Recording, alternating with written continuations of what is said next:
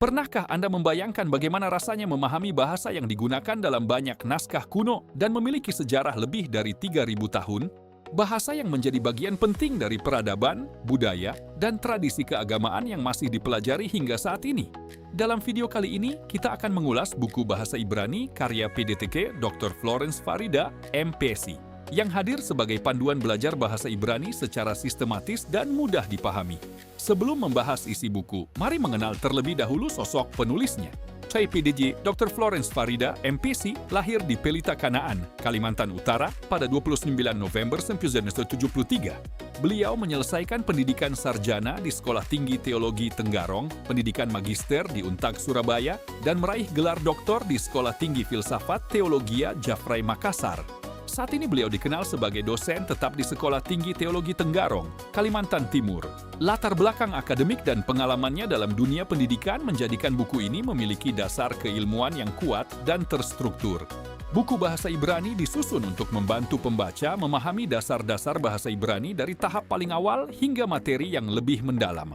Pembahasannya diawali dengan sejarah bahasa Ibrani yang menjelaskan asal-usul, perkembangan, dan kedudukannya dalam rumpun bahasa Semit. Setelah memahami latar belakangnya, pembaca diajak mengenal abjad Ibrani yang menjadi fondasi utama dalam proses belajar bahasa ini. Buku ini kemudian membahas lambang vokal, tanda baca, serta berbagai aturan dasar yang diperlukan untuk membaca dan menulis bahasa Ibrani dengan benar.